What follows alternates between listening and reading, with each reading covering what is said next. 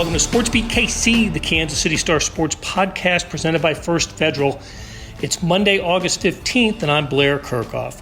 The Chiefs' season has started, and the early returns were pretty good. Starting quarterback Patrick Mahomes played the first series in the preseason opener against the Chicago Bears, and he led the Chiefs on a touchdown drive that he capped with a short touchdown pass to Blake Bell. The Chiefs' top reserves put up another touchdown before halftime, and the defense kept the Bears off the board in the first half. Chicago went on to win 19-14. Today's podcast is our conversation with beat writers Herbie, Teope, and Jesse Newell, along with columnist Sam McDowell, after the game. We talked about what we liked, like running back Isiah Pacheco, wide receiver Justin Watson, defensive end George Karlaftis, and more, and one or two things we didn't like. Let's get started.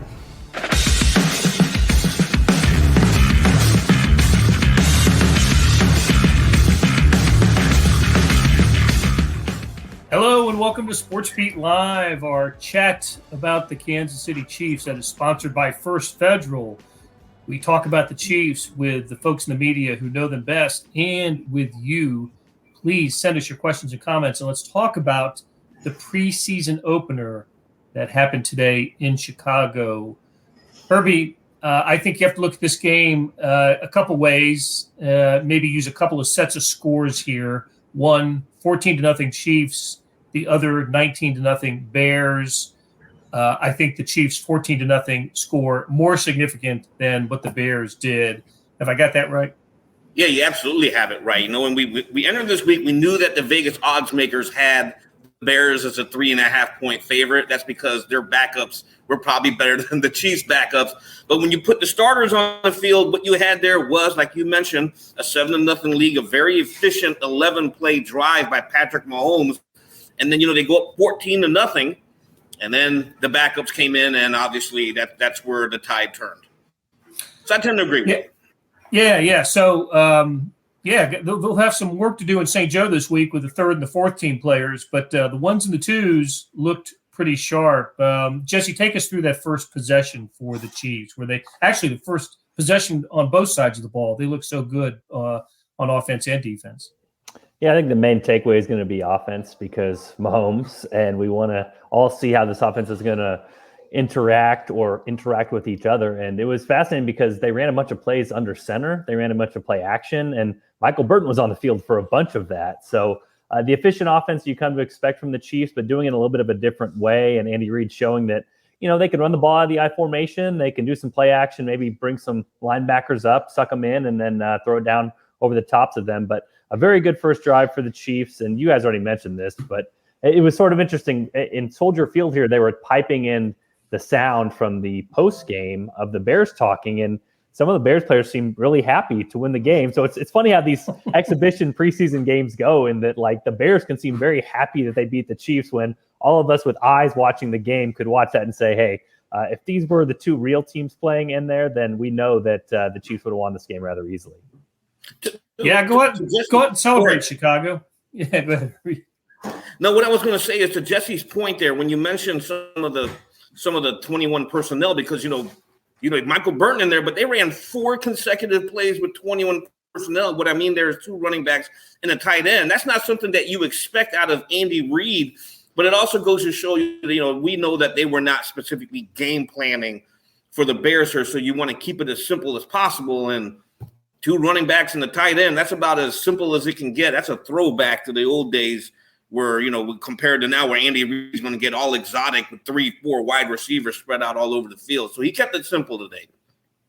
Yeah, play action completion to Burton on the first play, the first snap for the Chiefs. And, of course, Burton picked up the first down on the 3rd and 1 around midfield. And I had forgotten this stat. I shouldn't have, because I think, Jesse, you've written about it this year, that Burton had 8 rushing attempts last year and picked up first downs on all 8 of them. He did that again today. So, sort of the last guy I expected to notice on offense was a key contributor early in that first drive. But Patrick Mahomes spread the wealth on that possession, hitting 5 or 6 different receivers and 6. Thank you, Herbie.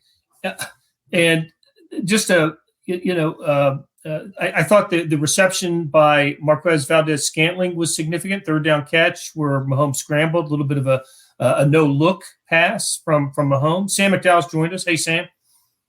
What's up, guys? Sam, there you go.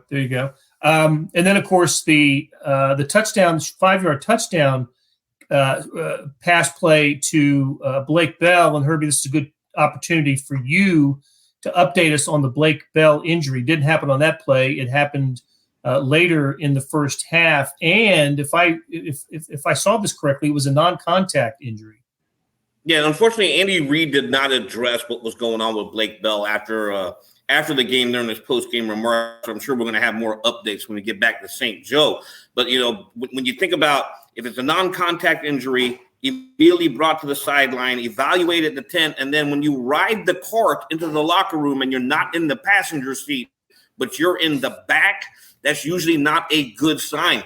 And the Chiefs right now, they do have the depth at the tight end position. They are getting Jody Fortson back, but to lose a guy like Blake Bell, I know when people look at his stats, they're like, hey, he doesn't do much. Well, yes, he does. He is the primary blocker in their Tiger personnel package. So when you think of the 12 personnel package for the Chiefs, it's Travis Kelce and Blake Bell, because Bell is the blocking component. Yeah, this has the potential to be a significant injury for the Chiefs if they don't have Blake Bell. I know that Noah Gray had a nice game and he's had a very nice training camp, but Blake Bell has a pretty significant role in this offense. We actually did see Blake Bell leaving the locker room. He was walking without any sort of equipment or anything on his body with just a very slight limp. So don't know exactly what the nature of his injury was, but he looked to be not quite as serious as maybe it indicated on the field. Fingers crossed that is the case. Jack, probably our most loyal audience member. Jack, how you doing? He's asking about Isiah Pacheco, and I thought Isiah Pacheco had not only a good game, but I think we learned something a little bit more, or maybe had some ideas confirmed about the running back depth chart, Jesse. After Clyde Edwards-Helaire is the starter, but I think we've gone from, is Isiah Pacheco going to make the team, to he'll make the team because he's a return specialist, to he might be the number 2 running back now. At least that's the order of competition today. Yeah, that's what I wrote about today was Pacheco. I was able to catch him in the locker room, talk to a couple other guys, but the story I actually had sort of spoke to exactly what you're saying, Blair. We don't want to make too much of preseason games, but today I think for Pacheco, you kind of have 2 different data points here, which is when he was in and then how he did when he was in. And so when he was in is probably the most significant, which is he was in on the very first possession with the first team offense in the red zone. You don't do that if you don't like the guy, and you don't do that if you think the guy, is your 4th-string running back. So that's number 1 data point. That's probably the most important thing today is you can see it in practices and in training camp, but the fact they threw him out here in the Bears in his debut and they're having him run a flat route on the 10-yard line in the very first possession with Patrick Mahomes, I think that tells you more than anything else. Now, how he looked is also important as well, and he bounced off that tackle in the flat. I want to get this quote from Skyy Moore because that was the first thing I asked Skyy Moore in the locker room. I was like, hey, what do you think about Pacheco? And here was his quote. He's balling. I feel that he might be the steal of the century. He runs that ball so hard and does his thing. So that was Skyy Moore. Very excited to talk about him. I know Michael Burton, I talked as well to him in the locker room about Pacheco, the fullback, who sounds like from talking to Isiah, he's taking a little bit of a mentorship role for him. And he just says, listen, Isiah runs the ball hard. Breaking the tackle is what he can do, is that he plays so physical with so much weight behind him and with such power and force that he's able to do that. But he also said that he's a sponge. He wants to take things in, kind of like we've heard about Karlaftis and a lot of these other guys in the rookie class. So I think they're impressed by Isiah Pacheco. I think the front office is happy with him because they took him late. I think the coaches are happy with him. I think a lot of that was solidified by seeing him out on the field in this very first possession and seeing him in there before guys like Jerick McKinnon and also Ronald Jones. Hey, to that point, here's something that Andy Reid said after the game, because you mentioned, and this is the exact quote, some of these young guys, they had a chance to play today with the 1s and 2s, are guys that will be asking to play this season. So when he's mentioning the guys who played today, with the ones. Obviously, Pacheco. So, we go back to the question, is he making the team? I think that quote right there says it all. If you were a young guy playing with the ones and twos today, the Chiefs are expecting you to contribute this year. Well, and I don't think we can make too much of the first time Pacheco touched the ball. Jesse alluded to it. The tackle breaking reception, he basically just ran through that. I don't know if it was a linebacker or a cornerback that was up to greet him on that pass in the flat from the 10-yard line. But that was a show of toughness that was a little bit, almost hate to say it, but was a little bit mindful of Kareem Hunt, the way he used to attack defenders. So I thought Isiah Pacheco, as he has been doing in training camp, made a big statement today, and we will absolutely see him on the team. And that does leave. Well, where was Jerick McKinnon today? What we thinking pretty highly of him, and I don't know if he got a rushing attempt and maybe some special team snaps. Yeah, I think mostly special teams, Blair. Very limited for him. I think it's sort of fascinating now because I think the conversation has just shifted very quickly here, as you've been talking about, which is once Dave Tobe said that the kick returner is Isiah Pacheco, once we see Isiah Pacheco in there with the ones, all of a sudden you start to shift to say, okay, a few weeks ago we would have said, who's going to make the roster out of running backs? You would say Clyde Edwards-Helaire for sure, and then after that, you're not real sure. I would say Pacheco moves up that list. He's going to make the team, and now you're thinking, okay, McKinnon, are they just saving him? He's a veteran. He knows what he's doing, that sort of thing. Or is this a real battle between Ronald Jones and Jerick McKinnon? And I think that it also brings up the thing, I wrote this offseason. I said, hey, this offense could use a Ronald Jones-like back. They could use a guy who can hit that hole, get behind his pads, drive 3 or 4 extra yards, and gain extra yards, which this offense needs running the ball.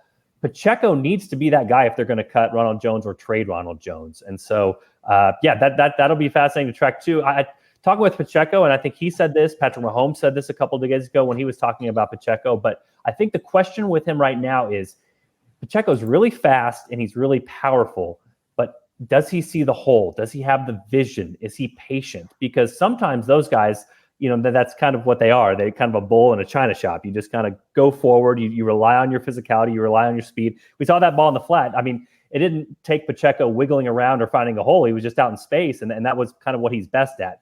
Now the question is going to be, if you get the ball in the backfield out of the I formation or whatever, can you pick the hole? Can you see the vision? Can you see the hole? And then can you burst through? Because Pacheco has the potential to be a one-cut type back like Ronald Jones has been in the past. It's just that Ronald Jones has done it for a longer period of time and has proven that over the course of his NFL career. But right now, again, those are questions to be asked here in the future. But right now, I'd say McKinnon and Jones are the ones danger of not making the team, not Pacheco. He's a guy that's going to be on the roster. I'm going to disagree with my esteemed colleague there, and I don't think it's a matter of Jones versus McKinnon. I think it's McKinnon. But Jones has slid down the depth chart, or even the unofficial one, but from what we're watching out there in practice, there's a reason why he's been working with the 3s and the 4s, and that's kind of like how he finished the game today. The Chiefs know what they have in McKinnon, so I don't think you need, as Jesse said, it's the veteran preference, or it might be the veteran preference. I agree with that, but when it comes to this roster, I think it's going to be McKinnon over Jones. Pacheco's a bigger version of Jones as well. He's got him, he weighs at 215 pounds compared to Ronald Jones' 270. They're both 5'11". So when you want that power back, but also with the ability to make some cut moves, it's Pacheco. I'm just saying you got to be right, Herbie, and I'm sure that's going through the Chiefs' mind as well, that, if you're going to put this much on Pacheco's plate, you got to be right, especially when you have another guy in Ronald Jones that's done it before. Well, one player who did not help his cause today was Derek Gore with the fumble and a drop pass. Just a bad day for him. And this is a guy who's contributed to the Chiefs previously. So tough day for him. We got how about if we switch to the wide receivers? I was going to ask Sam about that, and maybe when he's back, he can chime in. But I thought we mentioned the Valdez-Scantling reception on the first on the first possession. I want to talk Skyy Moore and that toe drag reception he made. but also let's start with we've gotten this far into the show and have not mentioned who I identified as the KC star of the game, and that is Justin Watson. What a nice game for him. And Sam, pick it up with him and the wide receivers. I think maybe he already solidified a roster spot, but I just feel better about him on the roster now after today's game. Yeah, I feel like I should pass it to this guy over here who's trying to finish up his work because he's the Justin Watson specialist. I think Justin Watson's on the team. I think when we were out at minicamp, I think we thought that he had a lot to give.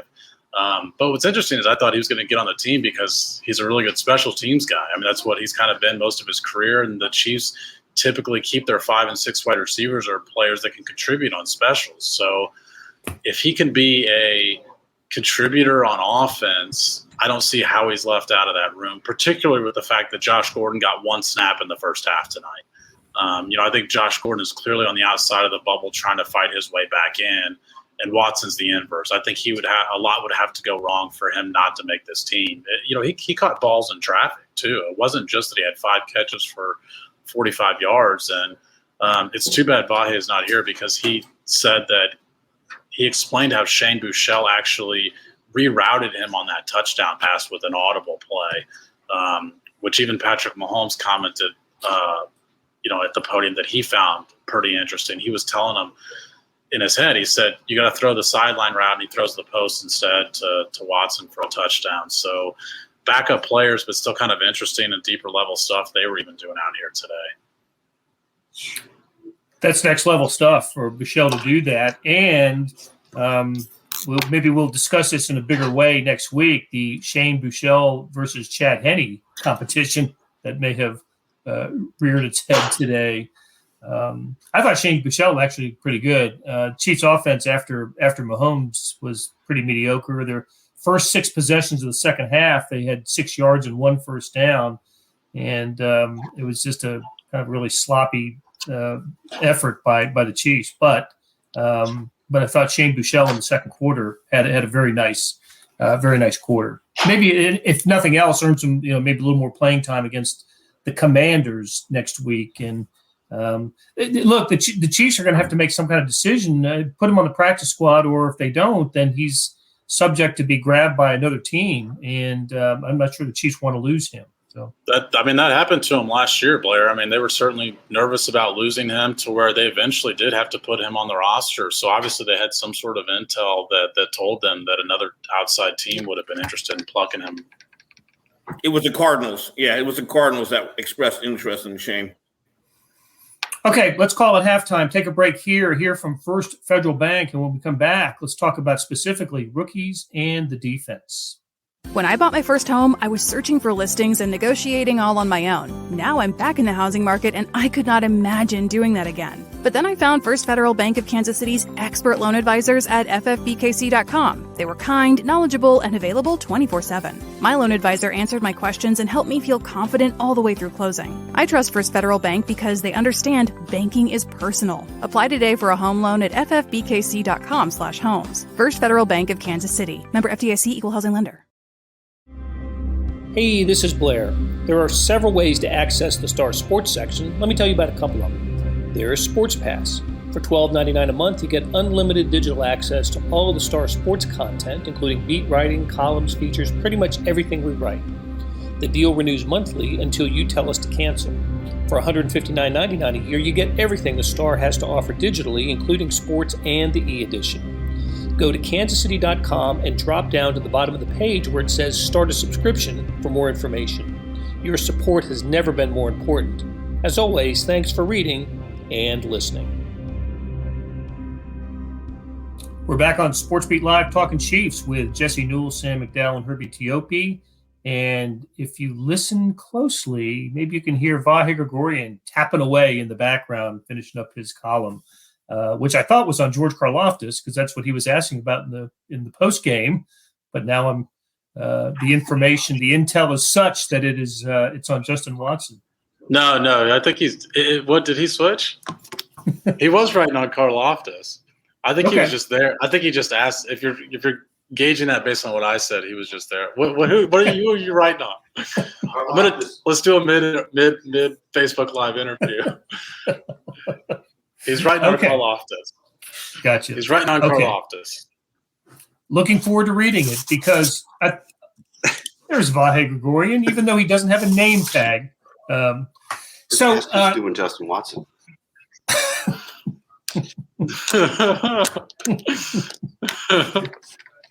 All right, let's get back on the rails here.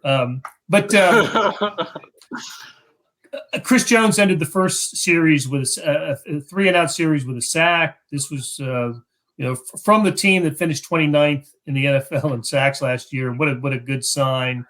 And later in the half, there was George Karlaftis with a sack, which I thought of as this is going to be a Karlaftis type sack. He doesn't bull rush the quarterback, or doesn't bull rush the lineman in front of him to get to the quarterback. He kind of chased him down with Simeon and then got to him. So really nice to see Karlaftis with the sack. And Rob asks about about rookies that were impressive. He would go on the list along with players like Pacheco and Skyy Moore. I thought George Karlaftis got off to a very, very nice start. And I know that the person who wrote about him is back finishing up his column. So what did any of you guys take it? What did you see from George, and why was this an encouraging game for him? Yeah, I was impressed with him before the sack. That bull rush he had that almost knocked Justin Fields over, actually knocked the left tackle into Justin Fields. I think that's more indicative of the type of play we will see from Karlaftis. The other one was a little bit more of a coverage sack, but because of the way he'd been playing for the past couple drives, I thought it was well earned. Frank Clark actually said, and I think we were all sitting there for Frank Clark, but said that it reminds him of him a little bit. I think that's probably a good thing if he's talking about the first 4 years of Frank Clark, less so if he's talking about these last 2 years of Frank Clark. But I do think he's going to be an effort player. So I do think that sack you saw him get today is going to be, something you'll see him, accomplish a few times.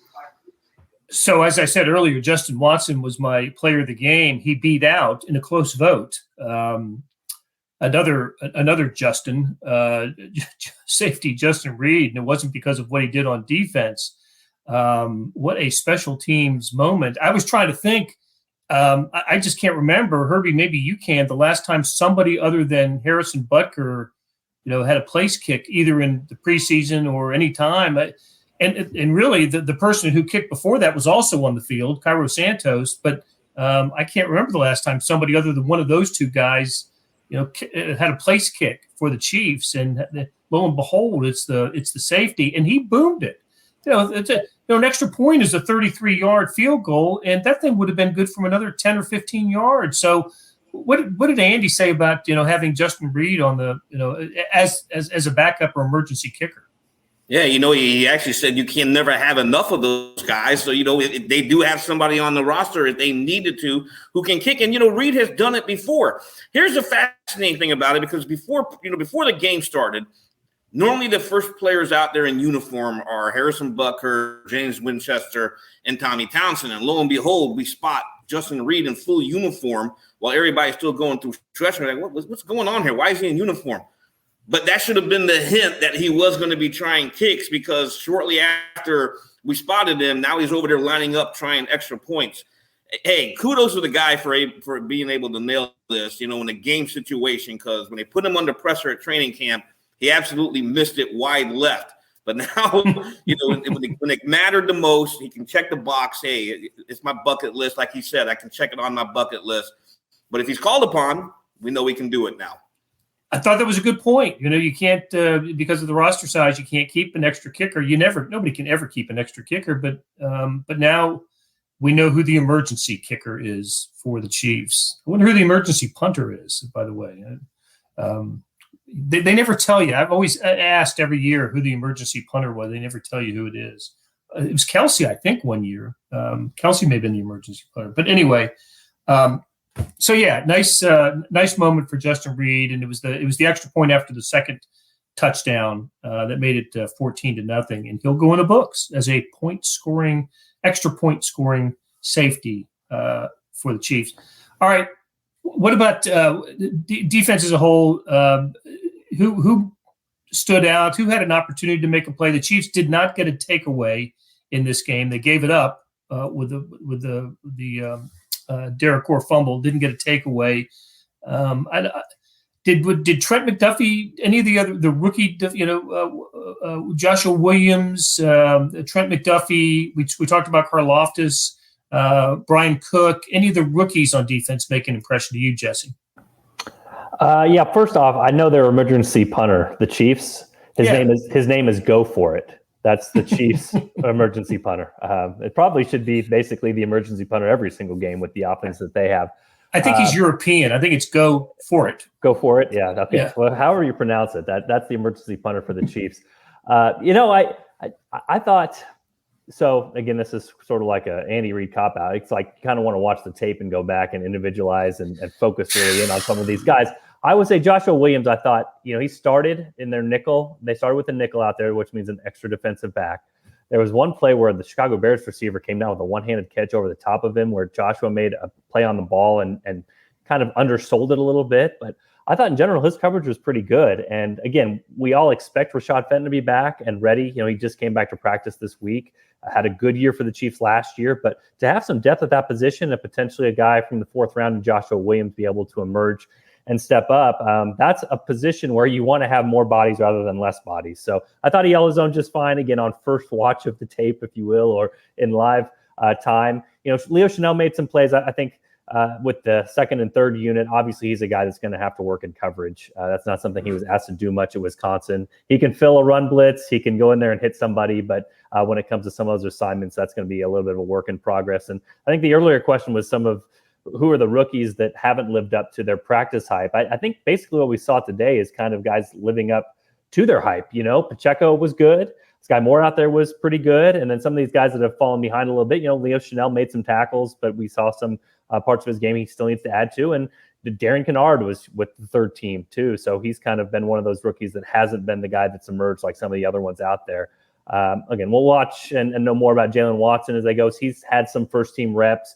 He was in there early and seemed like a couple of coverage breakdowns, whether it was him or the safety he was working with in there. But I would say all in all, if they get a couple of these guys out there that are working out really well, we saw Brian Cook with a big hit from the safety spot and then Joshua Williams with some tight coverage. If both those guys work out along with the Karlaftises and the Pachecos and the Skyy Moores of the world, this is going to be a crazy good rookie class for the Chiefs.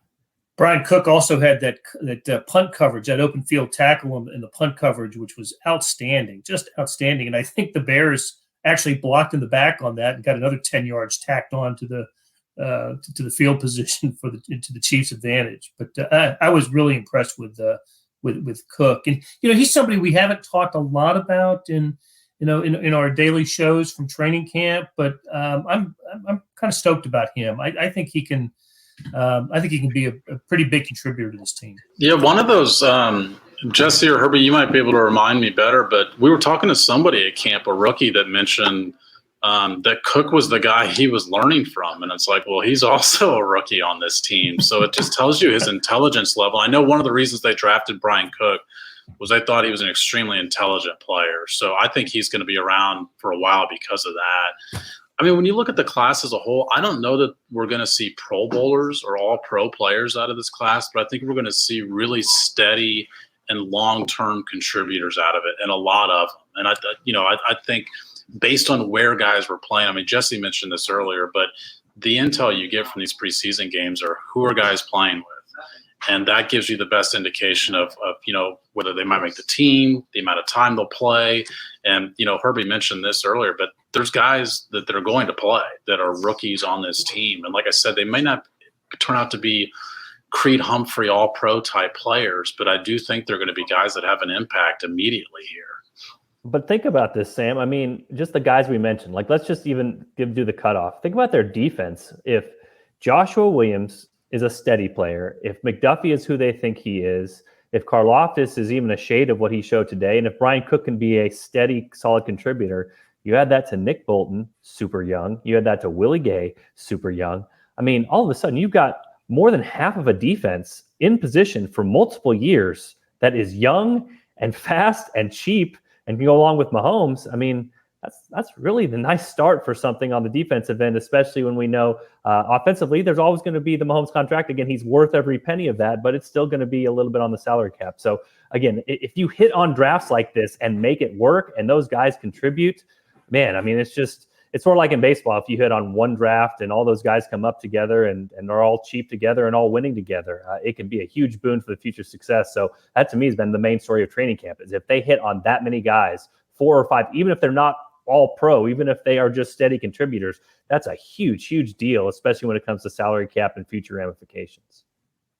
Yeah, I'd add L'Jarius Sneed to that list as well. And you're right, to have all these guys on their rookie contracts contributing and playing, at or above league average, if it turns out that way, that is an enormous advantage to the Chiefs. Has the potential to be anyway, enormous advantage to the Chiefs. So, and it'll allow us to look back at the Tyreek Hill trade and some other moves the Chiefs made and say, yep, they knew what they were doing. So, all right, you guys, really enjoyed the conversation as always, and we'll do it again a week from today, only a couple hours later, because the Chiefs and the Washington Commanders kick off at 3 p.m. at Arrowhead Stadium Saturday. So somewhere between 6:30 and 7 o'clock next week, we'll do this. But before then, we will be coming at you from training camp. Only 4 more days in St. Joe Mo. So that'll make Herbie and Jesse happy, and Sam, who just drops in, like Sam and Vahe, just drop in when they feel like it. It'll be good to have them up there this week as well. So for Herbie, Sam, and Jesse, and let me hear, is Vahe still typing? I think Vahe's still typing. And for our producer, Todd Feedback, thank you for watching. Watch us this week and next Saturday as well. So for First Federal, this has been SportsBeat Live. We're out of here. That'll do it for today. Thanks to our SportsBeat KC production staff of Monty Davis, Randy Mason, Todd Feedback, Jeff Rosen, and Chris Fickett. Salute to our sponsor, First Federal Bank. Tip of the cap to Herbie Teope, Jesse Newell, Sam McDowell, and Vahe Gregorian, who always come strong with the information and opinion. A programming note, it's the last week of training camp at Missouri Western and St. Joseph for the Chiefs. We'll be on the air every day at 2:30, bringing you our thoughts on the Chiefs as they prepare for the 2022 season. Please join us. Okay, thanks for listening, and we'll be back soon with another SportsBeat KC.